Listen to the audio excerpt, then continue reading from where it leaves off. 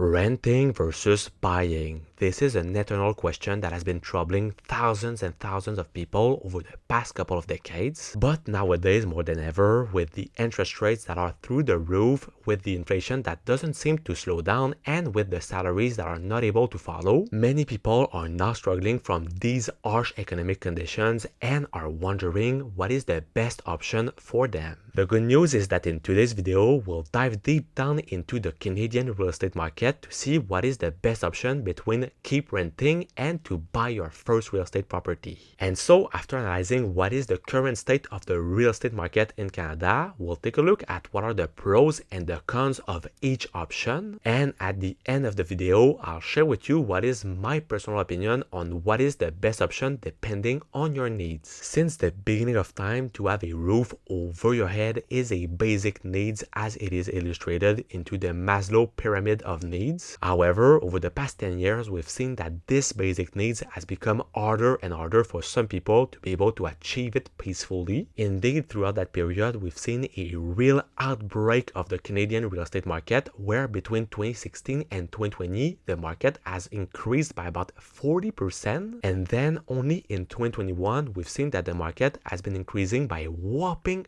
15%. Fortunately, we've seen that in 2022, with the hikes of the interest rate, we've assisted to a certain slowdown of the real estate market in Canada. But when we take a look at the growth of the average median income of Canadians between 2016 and 2021, that has been of about 28%, we can see that the real estate market has grown way faster compared to the average salary of people. All of this now makes that the average median income that is required in Canada to buy a first property with a 20% down payment is of about $145,000, where in some cities just like Vancouver required an average income of over $260,000 per year. This now makes that the average house price in the country represent over 10 times the average median net income of Canadians. When you combine this with the interest rates that are at their highest point since the last 20 years and that are nowhere near from being cut, add with the cost of living that is now crushing thousands and thousands of Canadians all around the country, it is no wonder why so many young Canadians find this market extremely unaffordable to buy their first house. Unfortunately, the situation is far from getting better. Indeed, with the project immigration between 2024 and 2026, where we are expected to see over 500,000 new residents per year coming in the country, and with the current speed of construction of new houses, we would need to construct over 5 million units of more than the current production to reach the affordability point in 2030.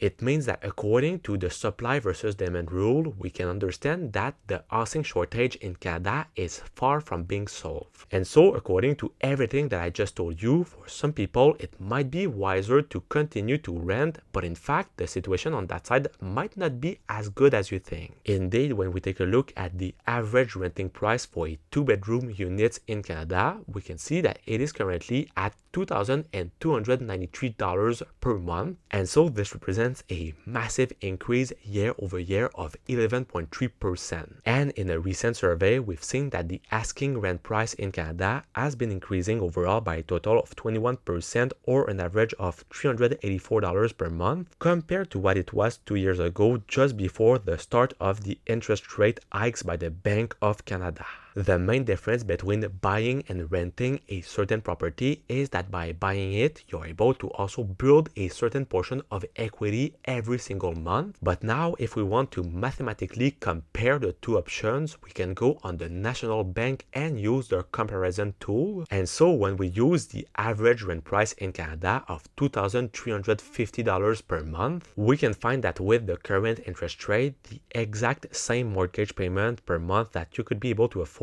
would be a $400,000 property. The difference is that by owning this property, you would also have extra fees that you wouldn't have by renting it, for example, some maintenance fees as well as different taxes. But in fact, with the current interest rate, it would make that it would be easier for you to qualify as a renter to be able to rent this property compared to buying it. At the same time, depending on the place where you live, it might also be harder for you to find a property that is valued $400,000 or less. And so depending on your location, it might be a wise option for you to take a look at this tool to be able to compare both of these situations. But now let's see what are the pros and the cons of renting. First, as I just told you, the good news is that you don't have some unexpected fees to pay every single month. For example, some maintenance fees or different taxes to pay. It means that during the length of 1 year, you'll have to pay the exact same amount of money to your owner. Add to this, you also have a kind of flexibility on where you want to go live and if you want to downsize your apartment to pay a little bit less per month. And so it will be very beneficial for anyone that doesn't currently have enough money to put on a down payment and that is able to save and invest a bigger portion of their income because they have a low rent. And it is why if you're currently renting, it is crucial for you to save and invest a large portion of your income if you are eventually interested to buy your own property. Indeed, one of the big cons of renting is the fact that you cannot have the possibility to build your own equity on the property and on the payments that you are making every single month. At the same time, you have no tax benefits of renting. You also need to have the approbation of the owner before to make any big and significant changes in your apartment. And your owner also has the right to increase the rent as much as he wants depending on the limitations that are fixed. On the upper end, if you become an owner, you have all the freedom to do what you want with your property, and at the same time you are able to build some equity on it every single month that eventually, if you are interested, you can refinance and use this equity to buy something else. Add to this, by being an owner, you are available to have different tax deductions on your property, and at the same time the rental income that you could make from it is also often considered as inflation hedge, because in fact by having different rental properties you are able every single year to increase the rent of your tenants depending on the inflation. And so it is a great way also to use the money of others to be able to build a lot of equity on your different properties. The negative points, however, of home ownership is the fact that you can have different hidden costs that are not predicted and different fixed costs, as I just told you, such as the maintenance fees and the different taxes. And obviously one of the biggest problems of being an owner is the fact that if you have a loan with a variable interest rate, it means that every single time that the interest rates will fluctuate, it also impacts the payments that you will be paying every single month. And this is actually one of the biggest problems that most owners have been facing since 2022 and the massive hikes of the interest rates. Nevertheless, on my side, in most cases, I would recommend and I would personally prefer to be a homeowner compared to be a tenant. One of the first reasons why I prefer this option is the fact that salaries tend to not follow the monetary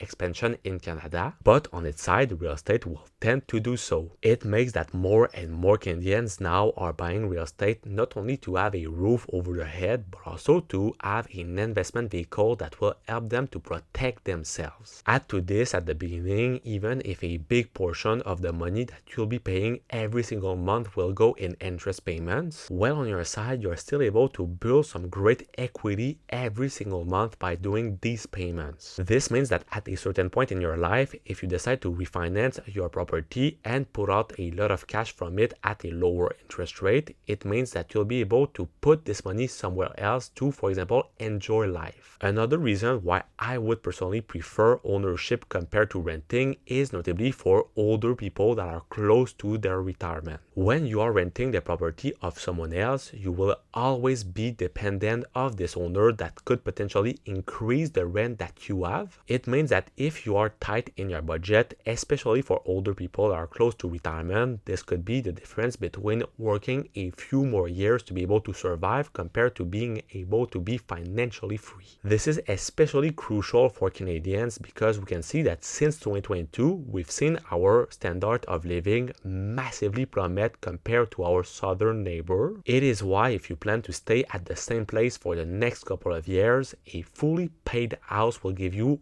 way more flexibility compared to being a tenant for the rest of your life. However, on the upper end, if you're always on the move at your job and that you don't plan to stay at the same place for the next couple of years, or if you don't currently have a great financial situation that gives you the opportunity to potentially buy your first property, well, in this case, I would recommend you to rent, but for a limited period of time. So you need to fix yourself a certain delay. And at the same time, I would tell you to not rent an apartment that will be way too much expensive compared to your total income, which will give you more possibility to save more of your total income. If needed, you could also opt for an option just like the co-location that will give you the opportunity to split your monthly rent with other people. In my opinion, if you're currently a tenant, your objective should be to save and invest as much money as you could to eventually put this money on your down payment for your first house. And on your side, if you wanted also to optimize the income that you would be receiving from real estate, you could, instead of buying a single house, to buy a plex. It is personally the approach that I opted for last year, where I've bought my first triplex at 24 years old. And so if you want to understand why I personally believe that this is the best approach that anyone could have in the long term, well, check out the video that's gonna be right over here, and we'll see you soon. Peace.